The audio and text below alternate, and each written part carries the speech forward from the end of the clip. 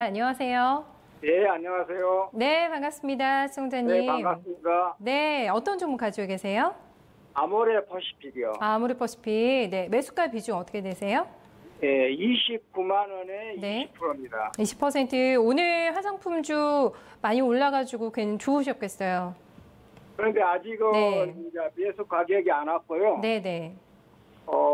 제가 볼 때 한 34만에서 5만 원을 보고 들어갔었거든요. 그 정도 목표 수익 잡으세요? 네. 예, 예. 가능할지가 궁금하신 거죠?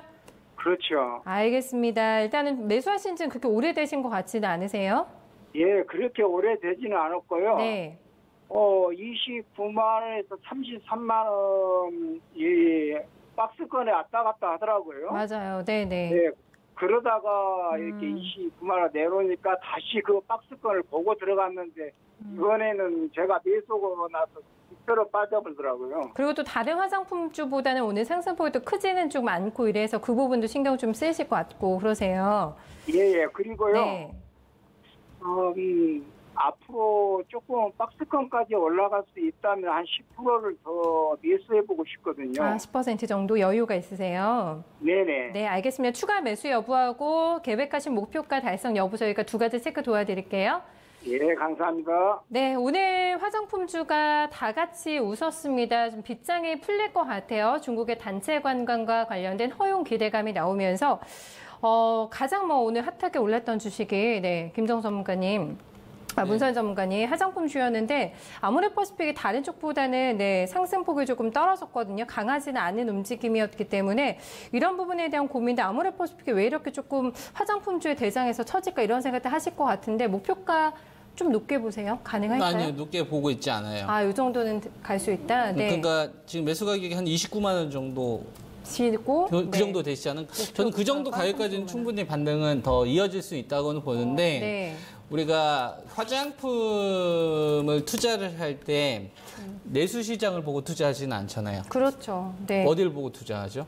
중국 시장이랑 또 해외를 계속 봐야죠. 네. 절대적인 건 중국이죠. 중국이죠. 유럽 쪽하고 미국 쪽 시장을 개척한다고 하더라도 중국 시장에 대한 포텐셜 자체가 워낙 크기 때문에 중국이 우리나라 국내 업체들이 사드와 관련된 이 문제가 한 2년 전에 있었을 때 우리나라 이 대표적인 중국 소비 관련된 주식들 화장품이라든지 레저 관련된 뭐 여행 그다음에 이제 이 컨텐츠 관련된 미디어 관련된 주식들, 게임 관련된 주식들이 중국으로부터 직접적인 타격을 받았습니다. 보복 조치와 관련된 이런 부분.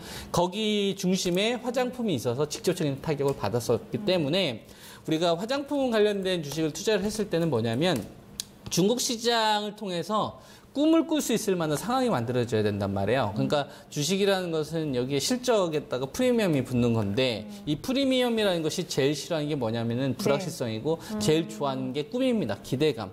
근데 그 꿈을 짓밟아버리다 보니까 과거에 중국 시장을 바라보고서 우리 갔던 이 국내 화장품 관련된 업체들이 더 이상 꿈을 펼치지 못하고 현실을 좀 직시하기 시작을 하는 거죠. 그러다 보니까 투기성 자금이 들어온 게 이제 멈춰버린 거예요. 그래서 옛날에 보따리 상인 같은 경우만 하더라도 명동쪽에서 사람들 되게 북적북적했는데 다시 그 정도 수준은 아니라고 하더라도 일정 수준 회복이 되는 수준까지 오고 있음에도 불구하고 과거와 같은 밸류를 이제 주지 않는 거예요. 왜냐하면 이제 사이즈가 나오기 때문에 중국으로서 사업이 좀 진행했었을 때 이쪽 기업이 성장할 수 있는 사이즈가 나오기 때문에 이제 꿈을 꿀 수가 없는 거죠. 객관적인 현실을 보는 거예요.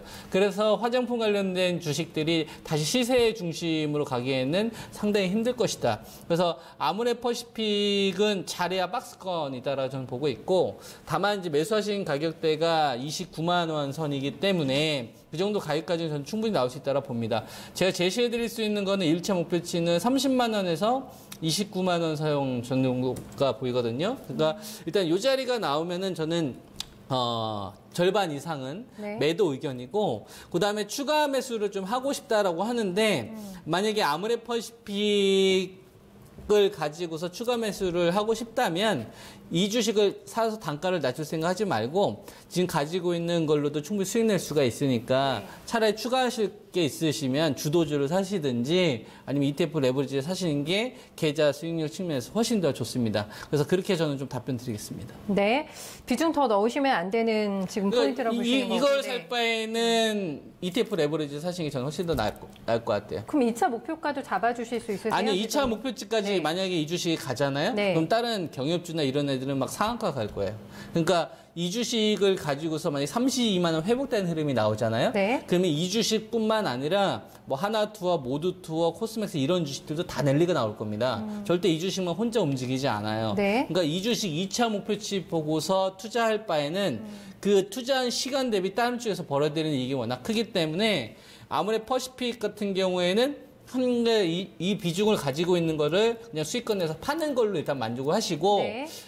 추가할 수 있는 현금이 있으면 차라리 이 현금 가지고서 주도주를 사라 이거예요. 그럼 계좌 수익률이 훨씬 더 빨리 늘어나니까 네. 이렇게 제가 말씀을 드린 겁니다. 네, 일단 결론상으로는요, 시청자님 생각하셨던 목표가까지는 좀 진입이 힘들 것 같다라는 의견을 저희가 드렸고, 그래도 수익권은 가능하다, 비중 넣는 거는 굉장히 신중하게 생각하셔야 될 것 같아요. 네, 네. 참고 한번 해보시고요. 힘내세요. 예, 감사합니다. 도움이 많이 됐습니다. 아유, 저희도 고맙네요.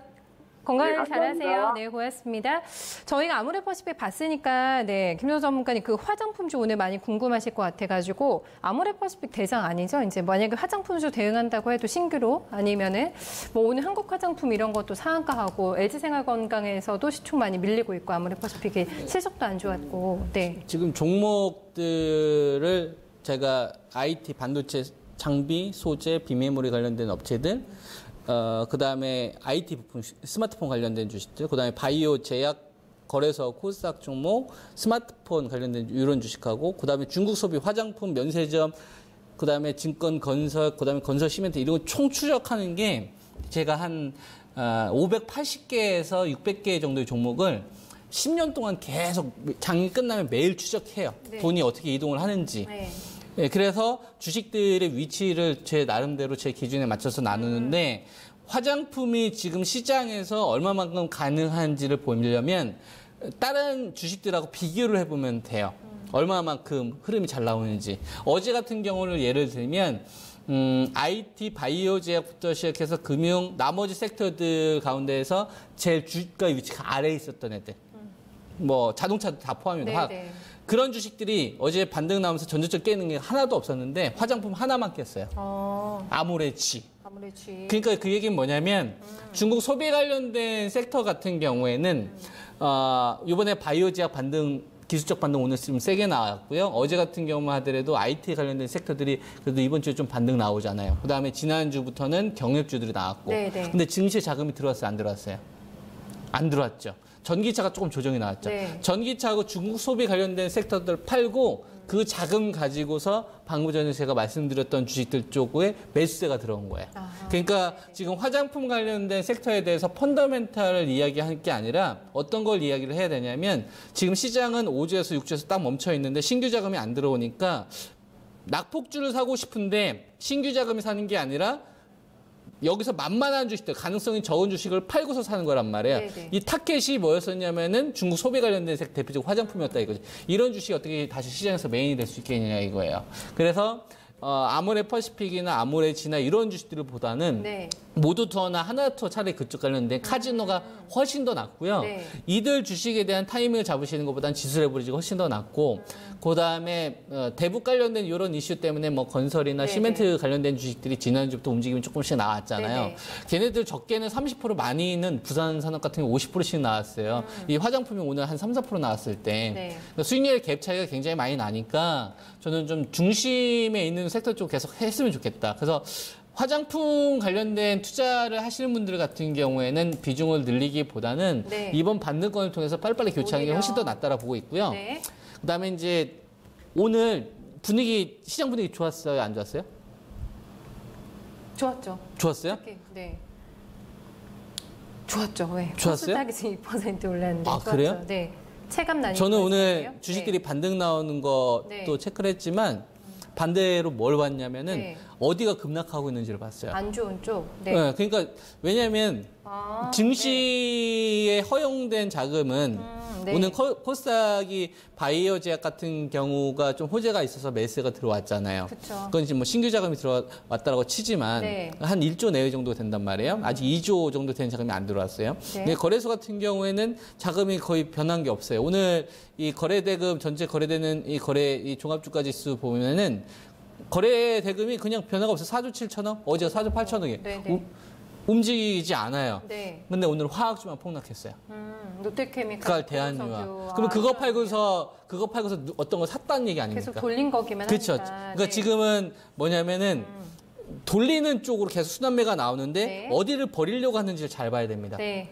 어디를 버리고 어디 쪽을 살려고 하는지 네. 그 부분이 저는 시장 포인트라고 보고 있고 화장품 거기서 네. 제외됩니다. 알겠습니다. 놓쳤던 부분까지 체크 좀 도와주셨네요.